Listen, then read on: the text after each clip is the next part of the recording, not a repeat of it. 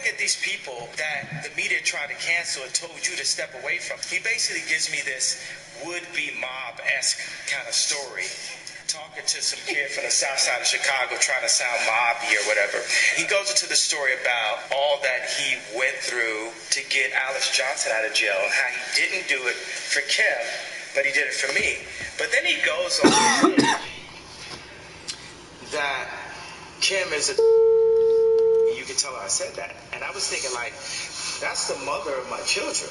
Since we know, and all the Christians in America that love Trump know that Trump is a conservative, we're going to demand that you hold all policies directly to the Bible. When Trump started basically screaming at me at the table, telling me I was going to lose, I mean, has that ever worked for anyone in history? You're going to lose. Tell him he's going to lose. I'm like, well, hold on, Trump. You're talking to Ye. No fucking way. Jesus Christ. Fuck. Kanye's trying to start theocracy. We have to stop him right here, right now. This is Armageddon, guys. I can't handle this. I literally can't handle this. Hey, listen, Jesus Walks was a fucking banger, but goddamn, I did not see this coming. Narcissism will take you there. Okay? Oh. Sorry, what?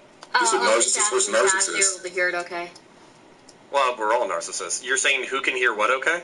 If chat can hear it okay. It was good? Oh, man. Dude, holy shit. I just want to know how Richard Spencer feels that... And Milo stole his fucking haircut. Not only that, Milo became straight. And as soon as Milo became straight, he turned into Richard Spencer. What the fuck? I would be so upset. I just... man. So my clout brain is going off. It's like, do you pretend to respect this so you can try to have a conversation with Kanye West? Do you, just shit on this because you don't want it to work? Like, what do you do? Like as a creator? Because, I've talked to Nick. I've talked to fucking, I've, been one step away from Milo. So, these people are not that far off from, Twitch and YouTube politics. You know what I'm saying? You are now 3 degrees of separation away from Donald Trump. That is I am 2 degrees from Donald Trump. Oh, yeah, no, yeah. Yeah, Nick Fuentes. Nick was in the room. Nick, that is fucking interacted wild. with most of the people here, I think, in some sort of way. Or in some sort of, I don't know, Nick did the whole, Temple of Doom joke about me. So I'm like... Hell yeah, bro. He made the Temple of Doom joke about me, but you know.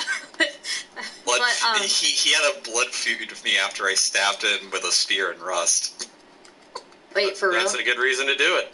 Okay, Vex says, I'm gonna get the feds from Kanye down on my door now.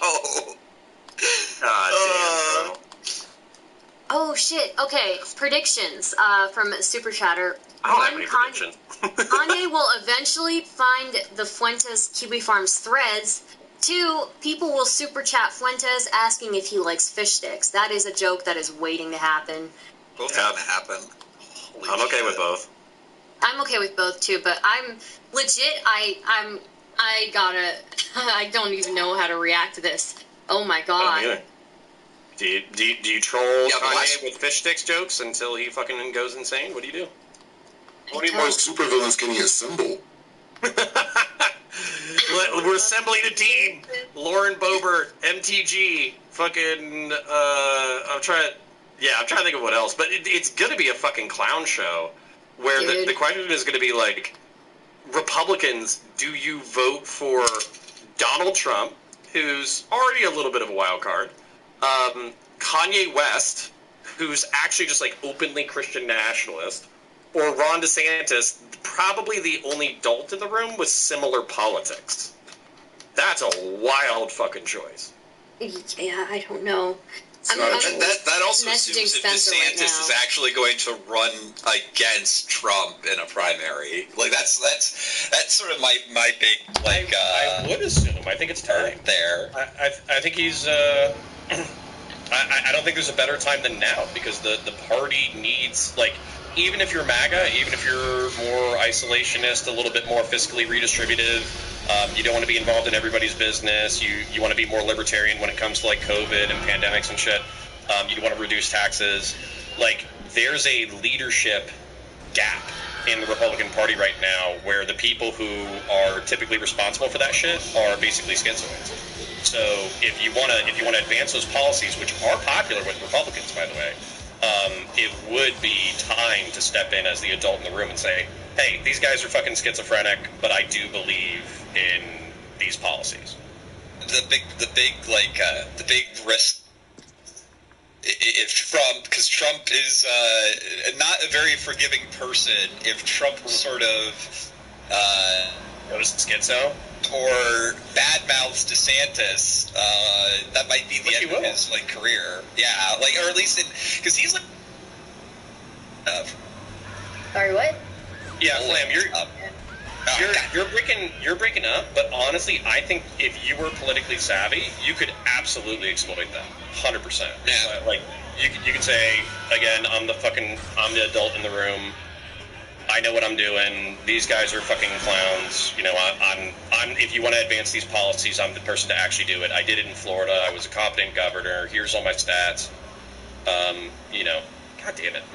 I'm trying to snipe for my team, and they keep leaving me behind, and now I'm getting mauled to death. I don't know. Like, I think it would be really interesting to hear, like, not only. So when I interviewed Spencer, one thing that, like, was really interesting to talk to him about was how America First kind of, like, achieved a lot more than he was ever able to. And with the alt-right, yeah. Yeah. And so now that they have, like, reached the Kanye level, it seems like they're at terminal velocity. They're, like, right on the brink of, like, crashing and burning. Being about as high as they can be without mainstream political relevance. Yeah. Yeah. Because this is pretty much mainstream political relevance. Because even if Kanye isn't a viable candidate and neither one of the parties like takes him in, that's still going to be headline news. They're one step away from like the closest thing that America has to royalty, which is the Kardashians. You know. Right. So yeah, it's crazy.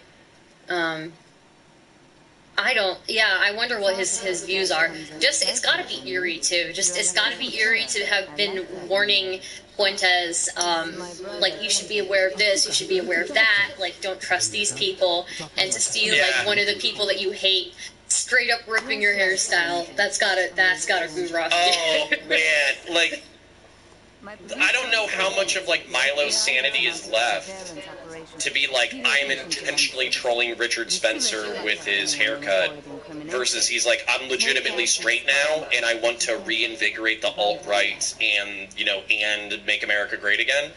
So I'm gonna like aesthetically copy my predecessor to reinvigorate his base. Like, I don't know where the insanity starts and begins. Interesting. Cover. What was it? A deep cut? What if it was a deep cover? And he was never gay. That'd be funny, but I don't think it is, because I think that while we can all joke that like Milo is probably gay still, I think that the Christian nationalists will just be like, well, as long as he stays in the closet, who gives a shit? Yeah. Like, I seriously think they're going to do that. Apparently his husband still lives with him, and he just treats him like a roommate now. I know his husband's very understandably upset about it. Yeah. Fucking... Pass the smell test. Somebody in chat wants to ask... Roommate that gets hand jobs, yeah, sure. Yeah, it's true. Somebody wants to ask, does Kanye merge Parler with Cozy? That's a good question. And what happens to Truth Social? Oh, that's another fucking crazy thing, is, to my knowledge, has Trump tweeted on Twitter yet? Not yet. I don't think so. So he might... Yeah, he might be moving, or he might be waiting to be like, oh, I'm in the middle of my campaign, so I'm just going to use it as a backup to Truth Social. But then, like you said, he has to push his own platform still. So, oh no. Does anybody know how cool Elon Musk is with all these people? Because it could get really wild. Yeah. Well, I think Elon just said that he's going to blanket amnesty anybody who didn't like break the law or spam. So. Well, he asked. Yeah. hope so. That's me getting his Twitter back. Yeah, seriously. I want to hit some regional one back, because the thing he got banned over was actually kind of funny. Yeah, that one was really fucking out there. I cannot believe that happened on Thanksgiving. One, I can. And then two, one of my friends was like, hey, I'm okay with Trump running back in 2016 as long as we get Jon Stewart back on The Daily Show. I feel like we need that. Like, we need the Avengers. Like, on the left and on the right. You just need to assemble your strongest fucking powers to fight out this political season, because this shit is wild. Yeah, I think so. Wow. I mean, I know that what's-his-name is leaving The Daily Show, but, yeah, I don't know who's going to take his place. Maybe Jon Stewart will come back. You know, he's an exhausted Jon Stewart who's just like, guys. He's like, please stop. He's like, guys. I thought we were done here. I'm suffering. Please stop. A desiccated Jon Stewart just trying to read off a teleprompter. Just like holding his head in his eyes, you know, like, somebody's fucking stabbing me in the back. Cunts. Another fucking week, and then that game comes on Game Pass, and I can fucking start playing. It's solid, man. I'm basically playing the demo version of it, and all of the violence is just glorious. Oh, glorious. So I thought 2016 was wild. I did not think that it could be crazier than 2016, and I was wrong. Kanye ran then, but he didn't have the same kind of buzz politically that he has now, and the people he's assembled around him. And I want to say Clandis was probably the start of it. It's pretty terrifying. Well, so actually, this is my question for everybody else. Would he run as a Republican? Would he run as an independent? What do you think he would run as? And then would he even qualify for, like, primary debates? It'll be the Donda Party. I don't think that Kanye is going to have trouble at least getting in his foot in the door. He's got that same level of media pool that Trump does, and probably a more rabid fandom. So maybe, yeah. Because it's like donations, right? You have like 10,000 independent donators. Well, so my question is, how much of that is still around, considering, like, you know, a lot of people really dislike MAGA from, like, traditionally liberal or progressive demographics. You know what I'm saying? Like black folk, like, how many black folk are just going to say some slurs towards Kanye and then not engage with Republican politics? And I'm going to call him a trash panda for a while. I just got sent another Twitter link. There's another one that was popping in my head that I know some people are. God, yeah, holy shit. There's another one, guys. There's another piece of. So Ye just media? tweeted, yeah. All right, let's do it. I'm excited. All right, let's see here. Excited and horrified. Yay! Hashtag Yay24. Okay, it is looking more and more like it was Jason Miller who was the source for the Daily Beast. Same guy who wrote the announcement speech. Please sit down. Nick, didn't you tell the president at dinner that Jason, didn't like you? This is Nick. Jeez. Oh, this is Milo and Nick in this group chat. Oh my god. Yes, I told him that Jason Miller had been banned on Getter. Then Kanye says, I told Nick to tell the former president that Nick hated his speech. Jeez. Jason is not on Trump's official payroll, but he still uses him. It's like all confirmed. Milo, Nick, and I should have God got my knows who Milo debate else. in before he fucking got with Ye. Yeah, seriously, right? Fucking Jangle Science Lad has a Milo debate. I want my Milo debate. God damn it. I'm so happy I have a video of me yelling at him somewhere. So, yeah. At Milo or Spencer? Not Spencer. Nick. Sorry. Oh, yeah. Milo I didn't interact with, but, yeah. Well, he took a pretty big break. Like, Yeah. he was not as accessible as some other media characters. Yeah. Jeez, dude. Oh. Nick Fuentes being in a group chat with Kanye West is something I would never believe before this year. Nick Dude, Fuentes but being you know, at a he's dinner with JQing the the former shit out of him. president. Dude, he's JQing the shit out of him. He's fucking like, hey, did you ever notice? Did you ever notice all the last names of the people who don't like you? Oh my god, it's Yeah. all right. I will say that his mother was Jewish. Who? I almost like Milo said that shit, but he was doing his college tours. He said that his mother was Jewish or something. I'm pretty sure that was a fucking troll. And It even might if have it been. Who wasn't, knows? I'm pretty sure his fucking password or something was like Crystal Knocked 1488 or 1032 or some shit. Oh, God. So yeah, it was like it was Crystal Knocked like 1032 or 1066. It was whatever year like the English monarchy expelled the Jews from England. That was Milo's handle. So despite being gay, and like interacting with Dave Rubin, who's Jewish, and Sam Harris, who's Jewish, I'm pretty sure he's not going to object to like, you know, people being anti-Jewish around him. He's not going to, I don't think. Especially if he's like in the entourage of Kanye West. Yeah, and if he's profiting. This is the weirdest white supremacy ever. This is the fuck. You got a gay guy. You got a Catholic. You got you got some people who are supposedly Jewish. It's a lot. It's a lot to take in. There we go. As a white, I feel like, you know, my white supremacist fucking like inklings are being represented by the weirdest motherfuckers on the planet, and by that I just mean like, how are we being led by a Mexican and an ex-gay Jew? You know what I'm saying? That's And the guy who weird white keeps getting... supremacy. Everybody keeps making jokes about being a gay fish to Kanye, too. So, I mean, like... I don't know if I want to lead it, but I'm pretty sure if he was running a serious campaign and people kept mentioning, do you like fish sticks? I'm pretty sure like he'd lose his shit eventually. So, You know, I wonder if what Trump actually said to him was that Kim was a hobbit. Oh my god. He didn't blur it out very well. He said that Kim was a disgusting person. Like, that's apparently what Trump said. a disgusting person or a whore? And no, because you can hear Kanye bleep. Disgusting person is not that bad. I thought it would be worse.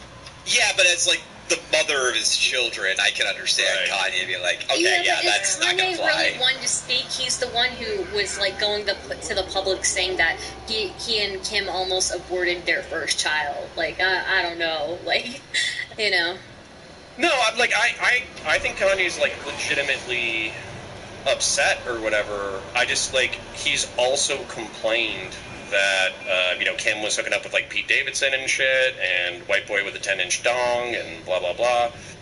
So basically, I guess that I'm just surprised that he would take that insult so personally, considering he has his own traumas when it comes to that. Yeah.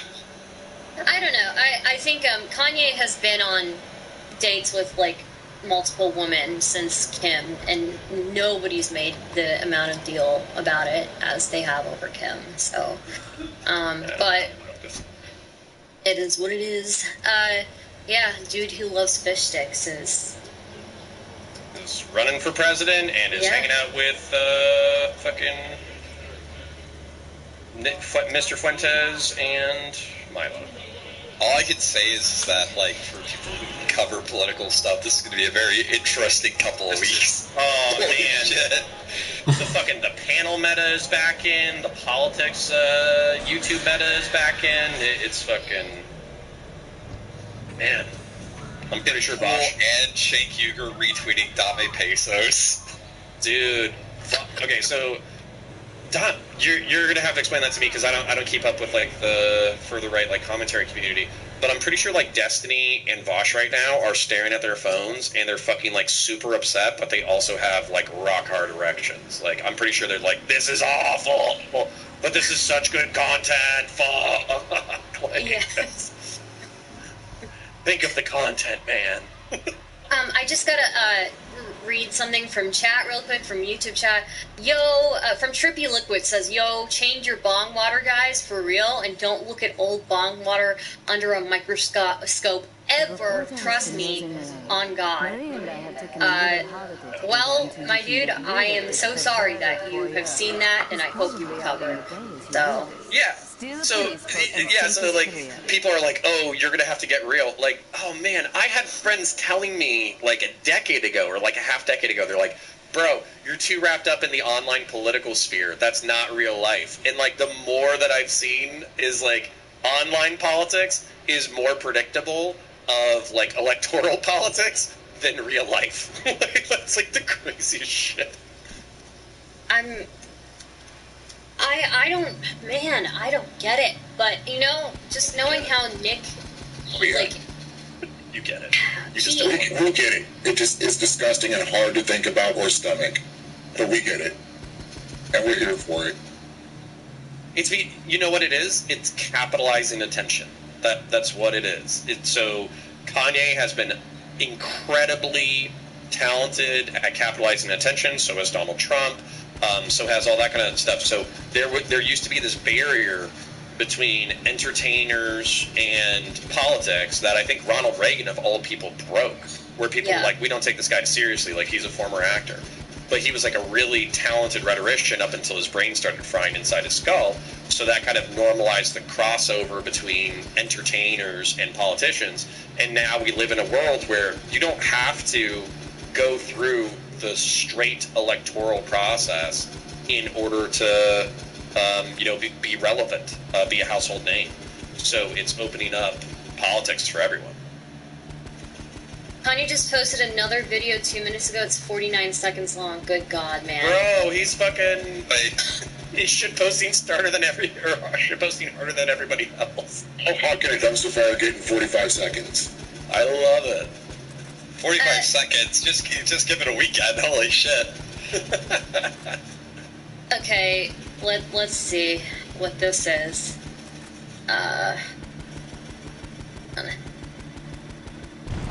I'm not good with tech. Why do they keep updating stuff all the time? Like, just stop. I mean, you have a person with mental illness that skits posting right now and about to run for president. They expect a whole lot more. I love it. You're right. Oh, you're right. God, dude. Are you trying to pull up content? I pulled it up right now. I'm just done. I need to watch formatting it for guys. Alright, cool. This is E24. Yeah, so here, let's see what this says. It looks dystopian. It's just Donda. Right? This looks like an ARG video. It's brainwashing. If you stay right at it, you'll start chanting E24. It's Hypnotoad. I love it. Oh. Keep everything the same. It was just an announcement. Oh, so there's like nothing. It's just this. Okay. Wait, what is this? Oh, okay. Gotcha. So I would like to thank everyone that was involved with this negotiation. What? Stable genius. That's a stable genius right there. Wait.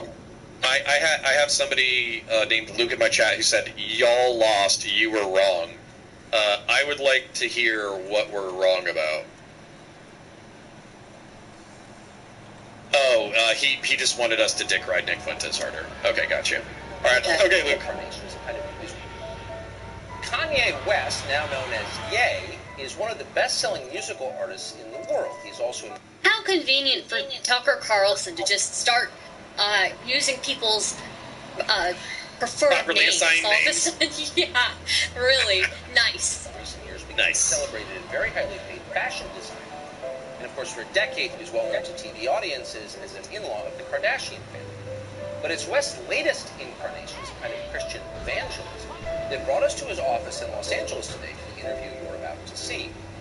Days ago, during Fashion Week in Paris, West, accompanied by his friend Candace Owens, unveiled a t-shirt that read simply, "White Lives Matter." The response from the fashion industry and international media was instantaneous and uniform. Shock, horror, rage. We have got to cancel him, and I know we do not try to be in a cancel culture. We got to hit him in his pockets now. I gave him my opinion, to never be hurtful to nobody or nothing like this, and trust in God. What was strikingly missing from the coverage, however, was any explanation for why West did this. What was the t-shirt about?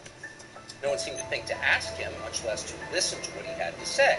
Look, I forgive him for the thing he said, because I already identify with something's going on that I don't understand. Instead, the enemies of his ideas dismissed West, as they have for years, as mentally ill. Listen, okay, I don't think Kanye is crazy at all. I think he's possibly not well. There we go. Hardly Pasternak. Pasternak was explaining that West had better stop saying, quote, crazy stuff. In other words, he'd better get back on the script, or else he would be severely punished. Quote, second option, if you don't shut up. Quote, I have you institutionalized again, where they medicate the crap out of you, and you go back to zombie land forever. Play date with the kids just won't be the same. This is the way a Hollywood trainer was talking to me to force me to go and apologize, right? But they can control LeBron James. They can control Jay-Z and Beyonce. But they can't control me. You see, it ain't no name I won't name. It's up. People are leaking this year. Yeah. Damn. What a serious... How many of these things is he posting? Okay, I don't want to watch that. Okay, it looks... He does Twitter the way that I do Twitter. Can we just say, appreciate, though, in this? Trump was most perturbed about... He's, sitting on the counter here like a child. I don't know why it reminds me of... Shaking his legs. Yeah. He's wearing the boots, man. It's I don't know. I feel like I had that moment where I'm sitting on the counter, somebody is listening to me, they're acting super excited towards me, and I'm, He's ridiculous with those freaking boots, man. What? What sane man wears waders for no reason? Well, he's a fashion designer, okay? He It again reminds me of a child who's was told they could dress themselves, and it's not raining, and he's just I'm wearing my rain boots. Michael Rich says it's for the flood, and also said you won't catch Tucker dead naming someone. No way. True. So, yeah. So I guess this is my thing. Is I have to constantly waffle and fight everybody all the time because I can't get down with fucking Milo Yiannopoulos reincarnating Richard Spencer in order to hang out with Kanye West to fucking fight Donald Trump for the Republican presidency with Nick Fuentes as a fucking electoral consultant. That's crazy. That's the craziest fucking sentence I think I've ever said. And then what the fuck else? But then Shoehead or whatever, she who is also schizophrenic and believes in conspiracy theories or whatever. But she points out that Balenciaga or whatever basically did a pretty aggressive kind of child porn meme photo shoot, and we're just supposed to ignore it. So it's I can't not fight on both fronts because both sides are fucking insane. And Xander Hall, that's it because I watched his video on it. I haven't watched another video on it, but he was it's just don't worry about this teddy bear in BDSM outfits with a fucking child holding it. Don't worry about it. It's just normal goth attire. And if y'all yeah, you should. I know Flam has a fucking hate motor for fucking Zan, but yeah. I mean, he's trying to start an adpocalypse because Shuan had made fun of him. So, I don't know. There's. Well, so that was basically. Okay. And then, if for those of you who are unfamiliar with the Balenciaga thing, basically during that, they had a separate photo shoot where they put like teddy bears in BDSM gear and then had children hold them. And then during a separate photo shoot, but by the same artist, a court document was used as like a prop paper in the background, and it was a court document banning child pornography. Well, So I think it's a little bit more. I think the explanation for that, because I looked at the Supreme Court case for that, and apparently it's about like when it pertains to like children in media or something like that, and whether it's free speech. Well, yeah, and I think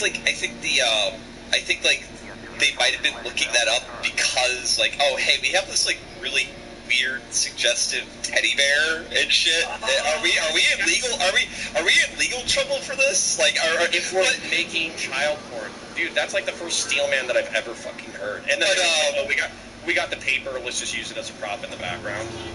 With the steel man though, if you're working with kids and it comes to your attention that you might be in legal trouble and you need to brush up on this case law. Yeah, maybe that's not like a good sign. Yeah. Maybe it's like, you know, nah, this doesn't feel right. This feels wrong. No. Well, and I'm happy as a brand that they're catching shit, because honestly, if they didn't catch shit, I would be pretty pissed. Yeah. Yeah, I don't know enough about it to comment on it, but that's pretty much the entire thing. And she went ahead, brought attention to it, but the reason why everybody was very sensitive was because the shooting had just happened. So basically, everybody was like, oh, Shu Wattenhead is trying to, basically draw attention to this child porn thing while trans people are being attacked for, basically grooming. So she's contributing to the right-wing hysteria that is, directly leading to anti-LGBTQ terrorist attacks. Well, and they're still doing it after the shooter like is demanding to be called MX non-binary. Or whatever, and non-binary and stuff. Dude, did you see the CNN analyst that they had on? Oh, who said that they can no longer use self-ID in order to identify as non-binary? Oh no, it was between the two. It was a trans commentator, and she's saying, look at this person in this mugshot. There's no way this person's non-binary. They could never pass as a woman. I'm like, what the fuck is going on here? These people... Yeah. They've never been on Twitch Politics. If they were on Twitch Politics, they would have fucking known better. They would have known their talking points better. I fundamentally hate people that just can't stay internally consistent. It really fucking bothers me, and I just hate it. I just gotta show you guys something. Sorry. Okay, the Kanye West, I don't know if you guys are still looking at the stream, but this somebody in chat just linked this peepo on the toilet, swinging his legs, and compared it to Kanye. Nice. It's pretty good. Nice. Yeah. Well, okay, so I wanna back up real quick and just not like dance on the fucking mass shooting or whatever. What was I thinking? So I understand the sensitivity around the fact, like, hey guys, a mass shooting against gay folk just happened, like, maybe this is like poor timing to be pedo jacketing or whatever. But at the same time, it's like, you gotta call this shit out. You gotta call this shit out, or else the pedo jacketing will work, because people will assume that you're defending this shit. And that's why I got really actually frustrated with Sandra Hall's video, because I'm like, why wouldn't you just say this is creepy, fucked up, and weird, and we shouldn't be doing shit like this, and this has nothing to do with gay folk, and we shouldn't be acting like it's, it has something to do with gay folk. That would be an infinitely more convincing argument than, hey guys, it's not a big deal if we dress up fucking 5-year-olds and, and have them take photos with teddy bears covered in BDSM gear while we're Googling fucking whether or not this constitutes child porn. Like, that's a fucking weird take, man. Yeah, because like the photographer's not gay, is he, or she, or whoever? He's Italian. But then here's the other thing that's weird, is he didn't write an article. He did photography for an article that was anti-gun. That basically it wasn't pro pedophilia, but it took the premise of if gun nuts are going to be so like libertarian and anarchist in their interpretation of gun laws, then why logically wouldn't child porn follow under the same thing as like a libertarian view of free speech? And so it was actually like an anti-gun argument, not a pro-pedophilia argument. But that photographer also did photos for that article. So it's like, you know, how many times do you have to see smoke before there's fire? You know? I mean, to be fair, I've seen Lulberts, like, joke about that, so I have no fucking clue. I have no idea what people actually fucking believe. It's, ugh. Yeah. But that's the frustration with the situation is, you know, just don't stand or defend things that are child porn or child porn fucking proxies. Like, how hard is that? Index just has a question. He says, how soon till Nick saying sex with women is gay and that he's Hitler 2, 3, and 4 hit mainstream media? Dude, I would love to see those hit mainstream media. That would be some legendary clips. They're gonna happen. I want the clip specifically. There is nothing more, okay, guys. There's nothing more, okay. I know I'm not like, you know, cute like Pokimane or whatever. I'm not young like Pokimane, but I'm just saying, if that clip of Nick saying he wants to be Temple of Doomed and have his heart ripped out makes it to mainstream media, I will be forever grateful to you guys. Please, for the love of God, make it happen. That's my break as a big streamer. They'll be like, yeah, you're the one, Temple of Doom. You're like, the one who almost used Nick Fuentes's fucking campaign manager, yeah. Yeah. Nice. I like it. But I want to point out, like, so this is the thing. There's like the Chud Logic philosophy on content and Twitch poll and all that kind of stuff, which is it's all just content. Like that's like what he says, which to me that's kind of code. Like at this point, I think you have to realize that online schizophrenic politics can absolutely affect the real world. And basically, I'm not saying like, you know, Star's going to be running for political office in the next fucking, you know, half decade, but I'm just saying like, some of this shit's important. A lot of it's memes. Some of this shit's important. Yeah. I'm starting to trend set because I'm actually like, when is Lauren Southern going to get in this? Well, so here's the thing. Nick and her kind of like shook hands or whatever, but I know her and Milo are not. Yeah. They're not on good terms at all. Let's go. Yeah. And I think that's interesting because if Richard also doesn't like Milo, Lauren also doesn't like Milo, there are like a few other people in that sphere who really don't like Milo and think that he's somebody who kind of like stabs a lot of people in the back. I wonder how long before that happens to Nick Fuentes. I don't think it'll be immediate. I think what'll happen is Nick will get as much use out of the Yay Association as possible, and then they'll either they might see him as a liability. But then what I think is so interesting is Nick has such a charming personality that Kanye might just ignore that, like, Nick's a liability. He just might be like, fuck you, I'm keeping him on as a consultant. Yeah. And then at that point, Nick's going to ride that train until the campaign explodes. And then Milo will ride the campaign until ride the train until the campaign explodes, and then they'll just walk away with a little bit of a bag. And Kanye will. I don't think he would win. I just think he would be an interesting distraction. Yeah, I think Although so that's too. what I said about Donald Trump 4 years ago. So, you know. Yeah, holy shit. Yeah, don't ever what's the word? Discount somebody before the True. No, but imagine if Kanye was like the perfect representation of like Christian nationalist politics, but that he also was like a world famous rapper with a bunch of fucking banger ass songs. So then like he actually pulls more of the black community than anybody's comfortable with. So he's actually kind of like the perfect like candidate. Yeah, and a lot of his music has a lot of cursing in it too, and a lot of cuss words in it. So I wonder how the Christian nationalists feel about it. I don't know if normal people really care. No, because he's hyper evangelical. I don't know how many people would care. You know, you might be right. You might be right. It's a lot more like a cult with him. His compounds and him being the center of attention, everything he's doing, the rules that he sets in place, it feels a lot more like a cult. Yeah, but is that going to be enough? Because a lot of people have, like, super negative shit to say about Trump, and I don't think that's... saying that he runs a Christian musical fucking school that is, like, super into Christian nationalism, and he has some questions about the Jews. I don't know if that's a fucking deal breaker. Not in this climate. I don't know if that's a deal breaker at all. Absolutely, it's not for them. Yeah. Should be interesting. Yeah. So then that's the question is, if he actually gets into the Republican ticket, does he pull away like 5% of the vote? I don't think he would make it past the primary. The fact that it's not possible is a little crazy, though.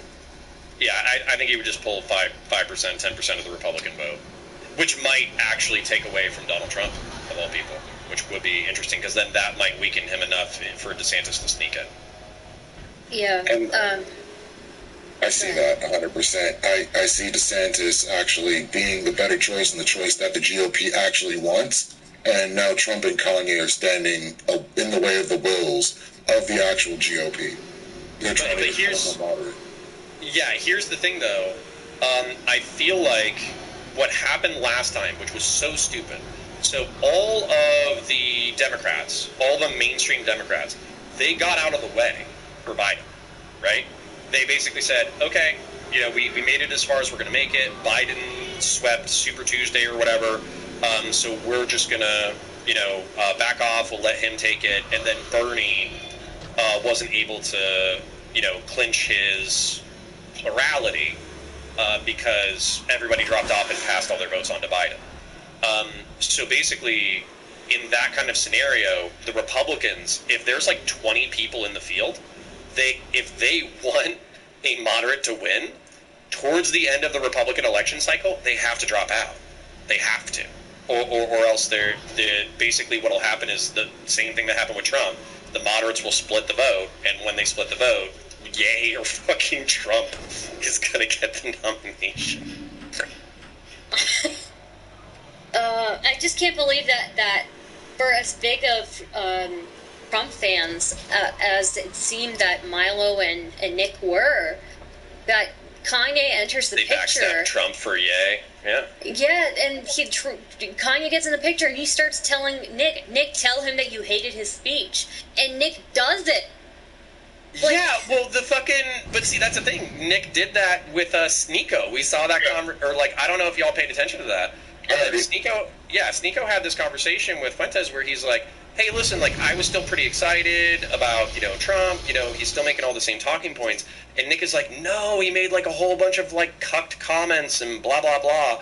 And basically, he was really upset that Trump was, like, super low energy and also made a bunch of, like, moderate talking points. He was, like, very upset by that. And Sneeko had to talk him down off the ledge over it. Pretty much. But that's where Nick might just, like, throw a fucking Hail Mary with Ye and be like, hey, we're probably not going to win, but I'm going to use meme magic to catapult my own political career as far as it'll go. Because you got to admit, you can love it or hate it. But basically, being the campaign advisor, like the 30-year-old campaign advisor of a fucking half-billionaire controversial figure who is trusting you to run a major, like, America First campaign, that's still a huge resume builder. It doesn't even matter if he's on fucking Twitter, which Elon will probably get him back on Twitter. It doesn't even matter if he's not on Twitter or Twitch or YouTube. He'll still have a name that'll ring out in mainstream politics, even if it's just through his association with Kanye. Yeah. So, that's pretty fucking wild. Not gonna lie. I sent you my friend code, by the way, Connor. I don't know if it went through. I am currently killing people, but I will come back as soon as this is in order to do it.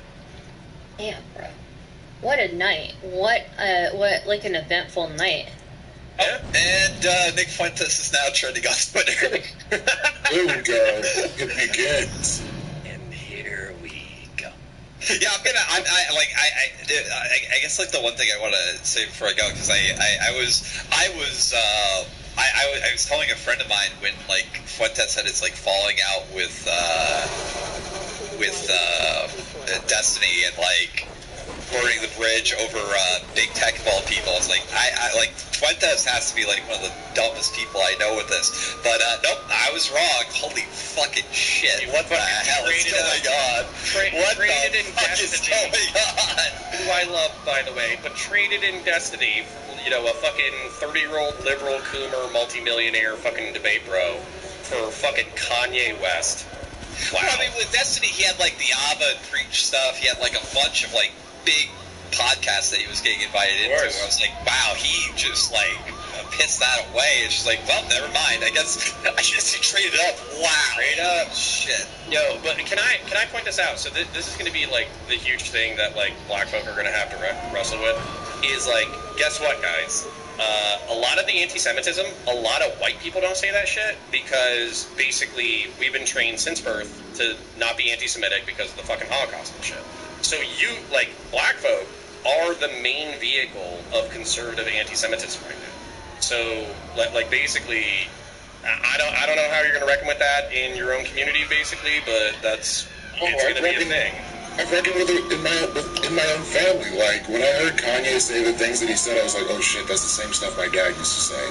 Like, in his last years, he was a Hebrew, and that enough of them didn't die during the issue. During the Holocaust. Oh my god, dude, these cops are fucking insane. I hate them. Especially this one. No offense to the fucking... Actually, some offense to the intersectional progressive people who have been pushing, like, you can't be racist against people who have power. Guess what?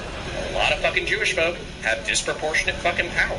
And so if black people are racist to Jewish people, you're going to have to go back to the original definition of basically, racism is just when you're bigoted towards somebody based off of an immutable characteristic. So that was probably the worst timed and most stupid fucking choice that progressives could have ever made, is to be like, oh, racism is power plus prejudice, therefore we can excuse interpersonal bigotry towards white people. Guess what? That's coming for the fucking Jewish folk now. Sorry. Yeah. Like you made the absolute stupidest rhetorical Overton window battleground to exist in which now you've made it pretty much okay to be racist against powerful, rich, influential Jewish people. You just made that a thing. Can I steal that from you? Please. Thank you. Yeah, well, I mean, one of the things that I talk about is, like, there are realities within minority communities that people need to acknowledge, right? So specific minority communities, they are more bigoted and they are more traditionalist thinking than a lot of liberals are. And like, for example, when people talk about like LGBTQ kids and homelessness and all of that, yeah, a lot of gay people are gonna be like, I don't care. Yeah, well, the thing is, God's will. Yeah, and a lot of the places where these kids are at the most risk of like being disowned or being thrown out of their homes is in like minority communities, and so these are like real things we have to talk about. Or like when we talk about like the Muslim community as well, right? Like the Muslim there's nothing wrong. Don't worry about it. It's all good. No. Yeah, sure. I mean, yeah, it's there's American Muslims are much more progressive than Muslims, around the globe. But to say that there aren't still like traditionalist ways of thinking within those communities is just ridiculous. Like wrong, just like objectively fucking wrong. Yeah. Yeah. That's the wildest shit. Because I feel like I've seen all of this shit coming from a fucking country mile, but it just took like a really long time to come about where it's that way. Basically, like, I think conservatives or like moderate centrists or whatever have been calling for like a fucking decade. Like, hey, You think this is cool now because mostly the intersectional shit is being translated as like, oh, you can be racist to white people, and because white people are relatively well-to-do in our society, it just doesn't matter. This is going to bite you in the ass, and people are like, oh, stop fucking pearl clutching, and now you basically have a black former billionaire being the vehicle for anti-Semitism and Christian nationalism in our country to go mainstream. I don't know what to fucking say except for, like, I told you so, and maybe get smarter. Like, what the fuck? Invex just super chatted to say Gamergate 2, Kanye Boogaloo. That was Oh god. Woo! Let's go. Woo! I mean, if Dev is still in the chat, Sargon is now 1, 2, 3 degrees away of separation from Trump. Now is the time for Gamergate 2. Gamergate 2. God. Dude, and Sargon, here's the other thing. Fuck me. Here's the other thing, too. Sargon's been on this whole traditionalism kick, too, where he's like, like conservatism isn't enough. Like, you have to be traditionalist, right? So, yeah, I'll throw that down. So you have to be traditionalist. So he's fucking...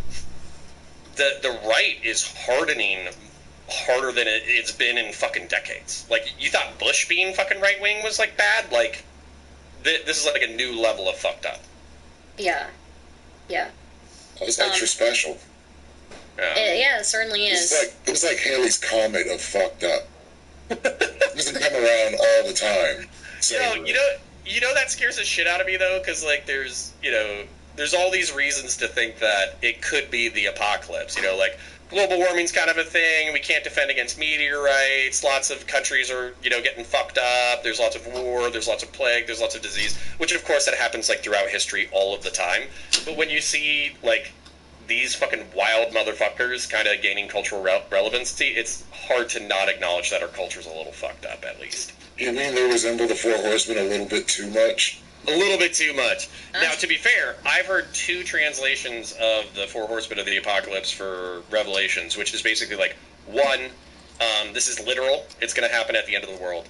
Then 2, that this was specifically referencing Rome, and that it's a cyclical thing where basically, like, large societies will go through these phases. So you just kind of need to be prepared for, these things to occur. So that's kind of where I hope the second one is correct. I think. Metaphor holds true, but not in a literal sense. Yeah. Hi, Tiberius. I'm hoping and scared. Yeah. So fucking Tiberius, who normally hates drama. Mainstream politics is drama now, bud. What's up, Tiberius? Behind the boat. Yeah, it makes me so thankful this year to see mainstream politics turn into Twitch poll. Worse than Twitch politics. Worse than Twitch politics. Oh, Lord. Dude, that's like the wildest shit ever. It's like, it's basically mainstream politics is now a fucking Prime Guy panel. I fucking love it. It's so interesting that you say that because I started watching these debate shows by this Indian commentator, right? He's like on an Indian TV show. His name is Arnav, and his thing is called Arnav Debates, and he has like 30 people on. It's literally just like a prime case panel. And he has like 30 people on. Half of them don't know what they're doing there, and he'll start picking fights with them and start like needling them to start fighting with each other. It's amazing. Honestly, Prime is probably onto something. Because it's working for Arnav, so, yeah. No, I'm not talking shit about the meta. I love a good time. The meta has always worked. What I'm just saying is, we're going to have, like, Kanye West is going to get into a fight with, like, Milo and Nick and Trump, and they're going to be, like, tweeting at each other on Twitter where they're calling each other, like, gay and, like, using the F slur and stuff. And, like all that. You're going to see that on your Twitter main timeline. Yeah. Wow.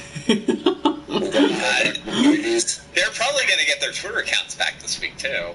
I just need those need those clips to go viral, Nick. Man, I just need all clips of Nick to go viral, please, for the love of God. We'll manufacture it. We'll get you some dirt. That way, we'll get you some dirt. That way, your shit goes mainstream. Yeah. Well, I'll pull up everybody. We'll all do it together. Right. So, yeah, I'm gonna add you on Steam right now, I think, and then we can join a game together. Okay. Just heads up, I'm really bad at all video games, so. Okay. Well, It'll be at the very first level, and I'll carry you. So. Awesome.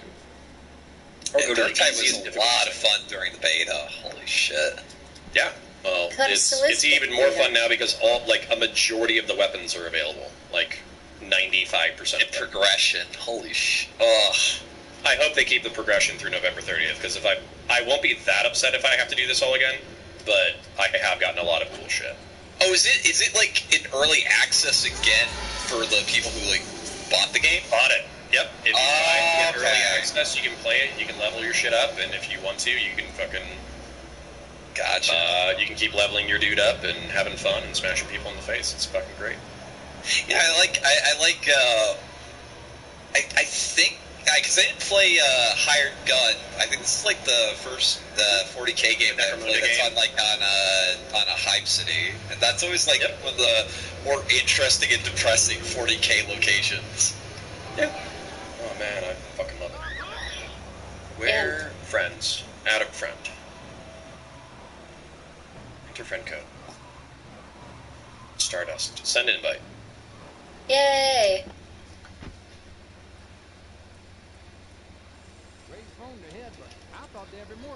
So what actually happens if Kanye does become president? What is the high and low of that situation?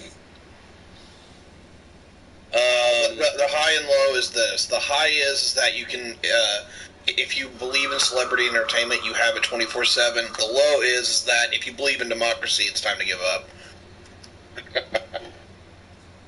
Yeah, that was pretty much what I was thinking. Damn it. But that's bro, that's my thing is, I think a lot of people, maybe it was just because it was my first season of Twitch, Twitch politics or whatever, so I'd never been out of an election season or whatever. I think a lot of people 6 months ago were legitimately depressed with Twitch and YouTube politics, where they're the panel scene's not quite what it used to be, not as much interest, we're seeing the numbers drop off, et cetera, et cetera. But maybe it really does ebb and flow with the election season and how fucking crazy it gets. Maybe we're about to see a crazy uptick. Part of it is the election season, but a lot of people always forget that literally every summer people go outside and they don't spend as much time. No bullshit. Viewership always starts coming back up in late October or late November. It's too cold. Winter. Yeah, it's too seasonal. It really is every time. Are you in the prologue? Where are you? I'm in strike team. How do I go? If you go back to your dude, if you just press exit a bunch of times, are you in a giant room? Do you need to go talk to somebody or something? Oh, yeah. Because it's saying I can't launch a mission, so go talk to whoever. Oh, gosh. Damn, bro. Okay. I'm holding a shovel. So this is from this website written by Cassandra Fairbanks. Apparently, though Trump allegedly flew off the handle at Yay, he was, quote, dazzled by Fuentes, Yiannopoulos told Timcast. Dude, I wonder if we're gonna get actual I wonder if we're getting actual confirmation that actually happened. I could see Milo spinning that as well. Yeah. So I could see that either as being true or being just propaganda to boost Fuentes' profile. If he was actually in the room with Trump, that's fucking insane. That is astonishing. But see, so that's a crazy thing is I think a lot of people were really shitting on Milo during his fucking gay reform shit. But I literally think that's all conservatives need to kind of like look past, the fucking what would you call it, like, shit. It's just be like, I was gay, but God's love transformed me. I no longer think that way. I feel like I was excusing a bunch of horrible shit that I no longer believe in. I hate XYZ, ABC, and basically, God's love has transformed me. And the truth is, I think a lot of people will just be like, all right, like, as long as he's useful, who cares? Like, I think a lot of conservatives just won't give a fuck about Milo as long as he's useful. Yeah. I don't think Milo's going to give a shit, like, too much anyway, because he's getting all of that debt paid off now. Holy fuck. Good for him. Yeah, good for him. Because I think it was like $2 million in debt or something. True. Makes it fast, loses it fast, Yeah, he was like, I remember during his college tour stuff, he was like getting Mercer money and shit. It's fucking wild. Is there a way to pick up other people's weapons that they dropped, or no? Not really. Can you share your screen with me? Because I have no idea where the fuck you are or what you're doing. I'm in the cell block. I don't know what I'm doing. I'm hitting people you're supposed to run around, and you will pick up a weapon as you run around. So. Oh, okay. In the cell block, like, you were in jail and they were talking, and then now you have to, like, people are getting murdered and shit, and you gotta run around? Yeah, Yeah, they'll give you weapons. Yeah, just okay. keep walking until you bump into what you need to Alright. I didn't even know I was in an elevator. What? Okay. Yeah. Wild fucking night. Thanksgiving of all days. Yeah. The prize is supposed to be in If there wasn't enough racism at your family dinner, there certainly will be on TV. My family's not even that racist. Like, my father-in-law is, but he's like funny racist, not like being racist, so... Oh, God. Yeah. I had to fucking explain FTX to my fucking relatives this year. All I know is that all I know is fucking dude got like billions of dollars in fucking crypto, had a sex cult, and then everybody and then the money imploded. That's all I know. Well, like a really, really ugly girlfriend that's like addicted to amphetamines. But no, it was astonishing because he ran like a he was running the crypto exchange, and he was running another company that borrowed money from the crypto exchange, which was like other people's assets, which is like highly fucking illegal. Nobody caught on to it, and it's all gone now. Good for him. I hope he lived the best 5 years of his life before he spends the next 20 in prison. No, he was playing League of Legends. If you're gonna embezzle billions of dollars, can you at least do something cool with it? Play Dota or something. Wait, so was he? Wait. So did I know this is dumb, but did he literally spend his money on fucking microtransactions? He might have. I don't know. He tweeted about playing League of Legends during business calls though. Are they like the South Park episode? What is going on? Yeah, pretty much. Seriously. Actually. Exclusive details. Ye brings Nick Fuentes and Karen Giorno to dinner with Trump. Okay. Okay, well, we are... And Karen Giorno, so Trump is hanging out with Fuentes separate from Milo and everybody else? Because if he's hanging out separate, that's fucking crazy. I think it was through Kanye. It was through Kanye. I don't know who Karen Giorno is. Does anybody know who Karen Giorno is? I'd have to Google. So I know me and Connor are on the right, but is anyone else here on the right? Yeah. Oh, that's right. Definitely. I forgot you were here. I apologize.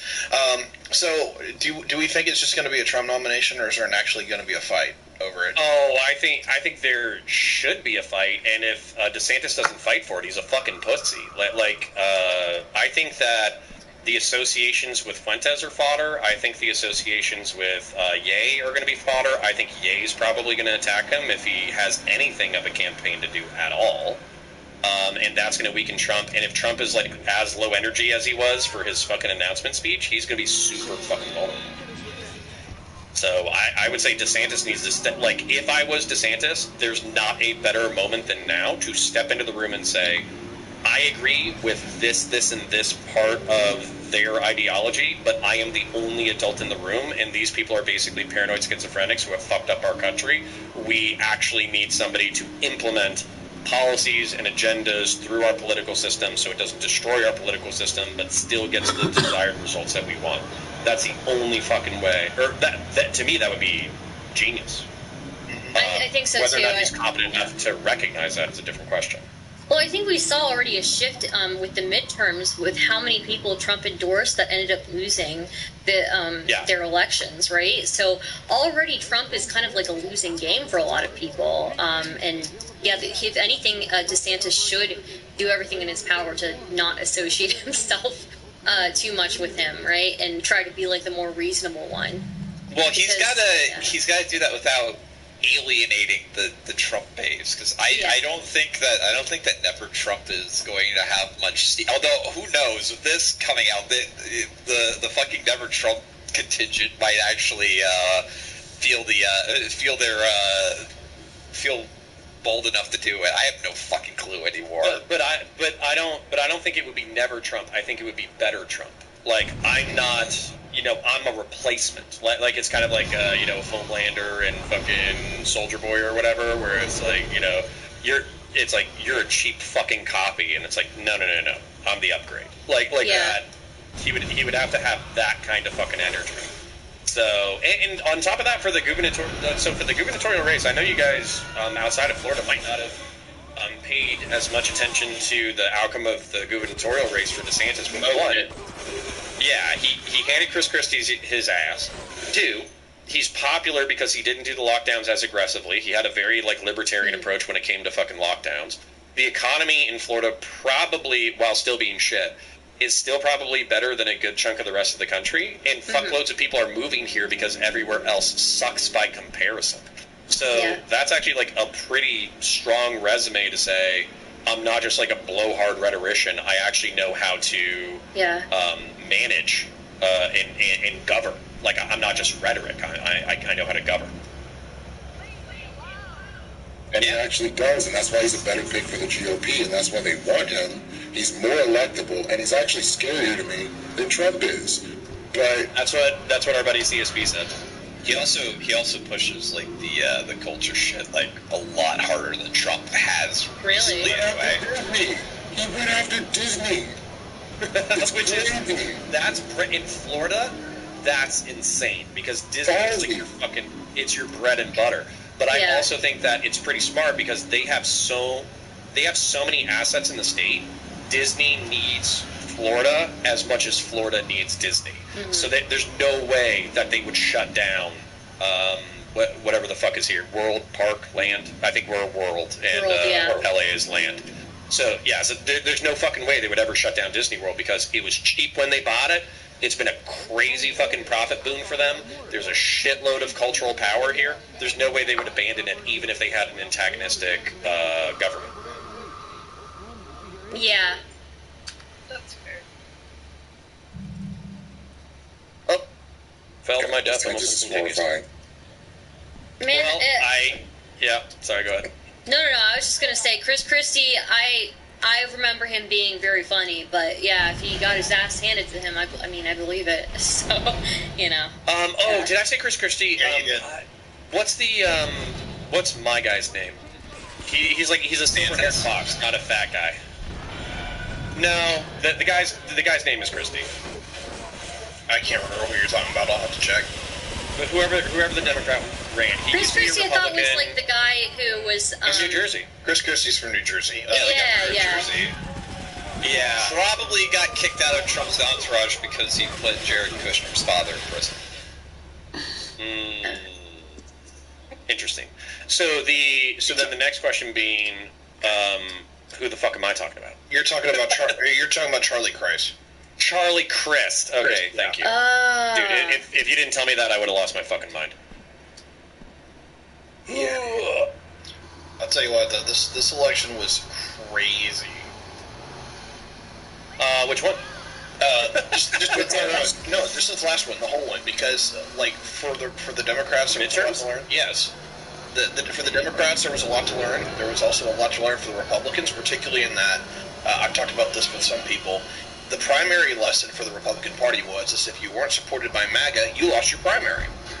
If you went to a general election and you were supported by MAGA, you had a damn good chance of losing. And so now the Republican Party is in this weird situation where you have to be supported by MAGA to win the primary, but you can't win a general with them. So what do you do? Yeah. Flamingo, that's definitely you. I want to hear those. Sorry, I actually didn't hear that. Can you repeat it? So, like, here's the problem with where the Republicans are, and this is the lesson I think of the midterm elections was that for the Republicans, the lesson during the primary was that if you weren't supported by MAGA, you were out, right? You lost your primaries, like Liz Cheney and a lot of other folks had that problem.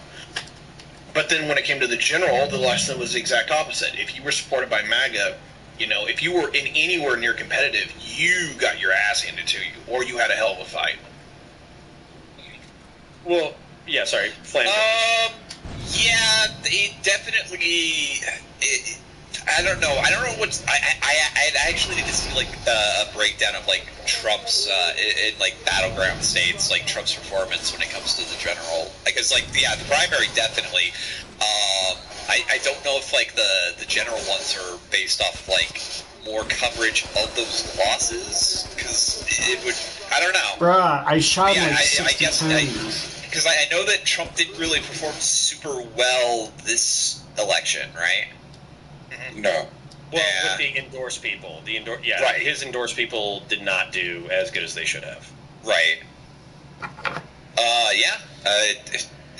I think part of it has like been Trump's not been in the media cycle as fervently. He's been trying to, but like a lot of press is just not really covering him. And he doesn't have his. But did the media learn their lesson where they won't cover him during an election, or are they will fucking they'll fucking cover him during the election? There's no fucking way. There's no fucking way. Especially now that he's officially running, he's gonna get like wall to wall coverage until he starts to flag at the polls. If he flags at the polls, then they're gonna have like. At least left-wing outlets are just they will definitely cover him just to spite him. Right.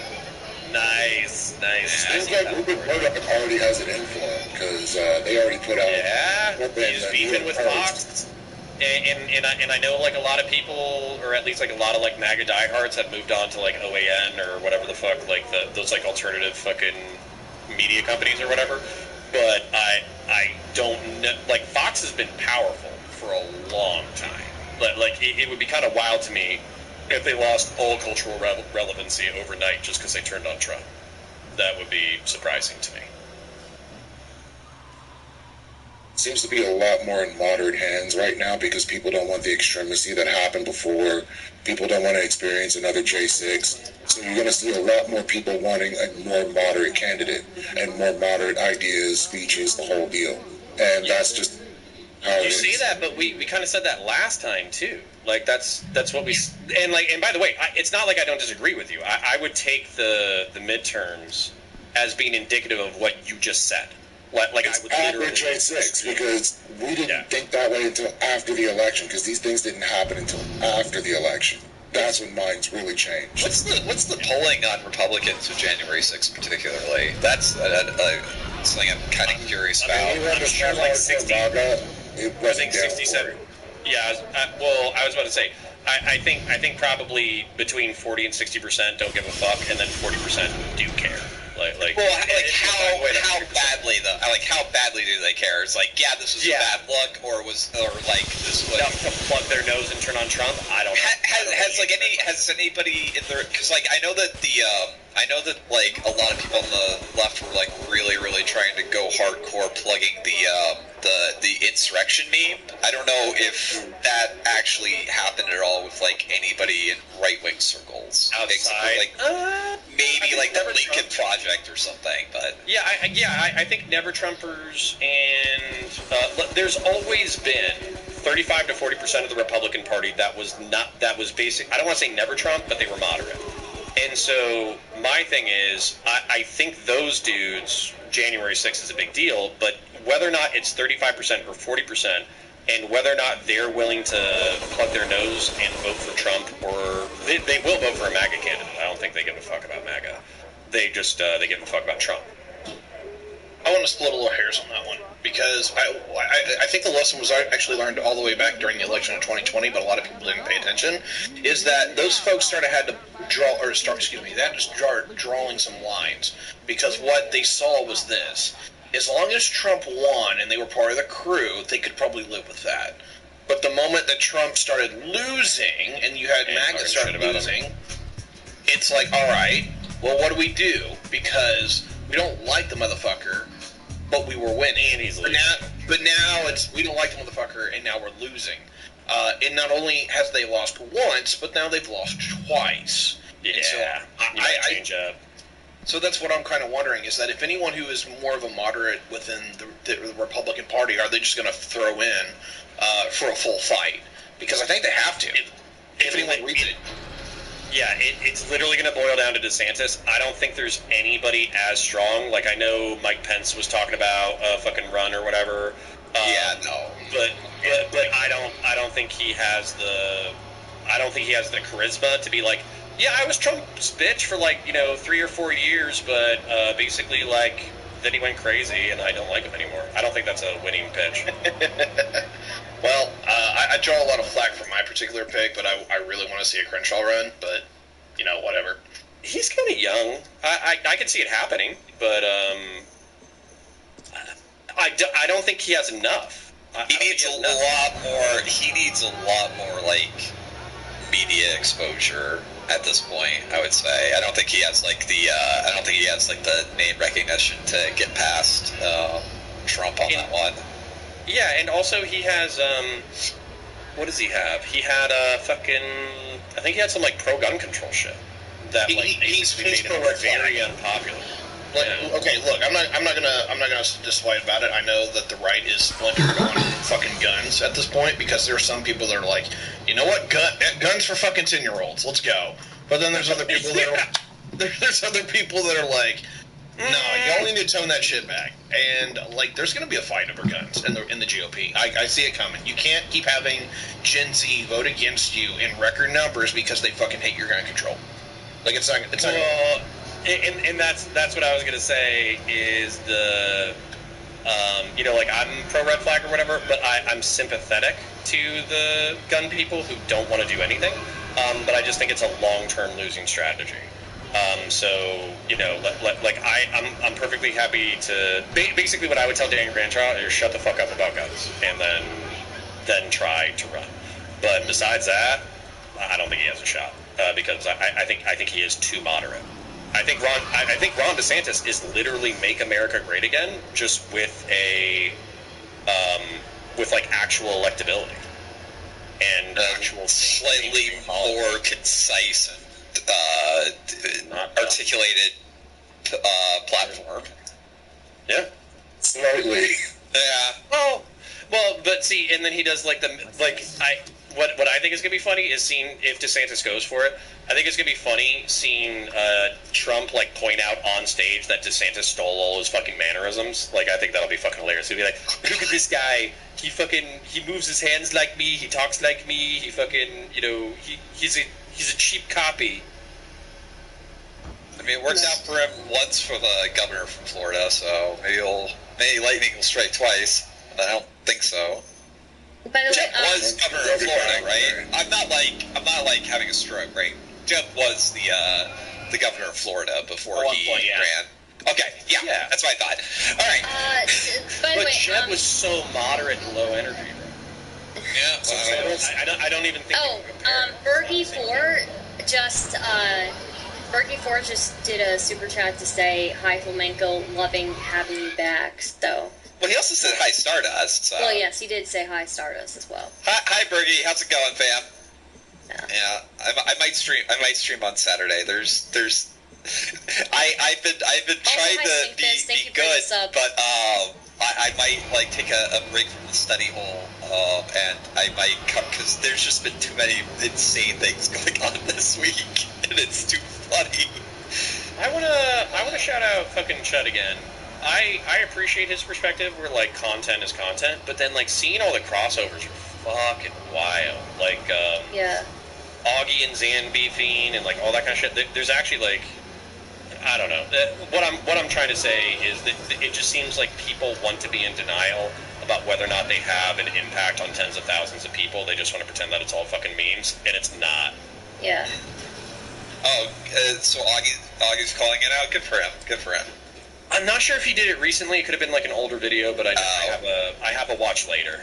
If he did recently with this freaking like attempted adpocalypse shit, then good on him. If not, ugh. It could happen. Although I'm also bitter, so. Oh no! You know what? I'm mixing shit up. So I think the specific talking shit about Zan video was later, but I think Augie said that he was doing like basically an essay on like why Twitch politics sucks. Yeah. He's not wrong. He's not wrong.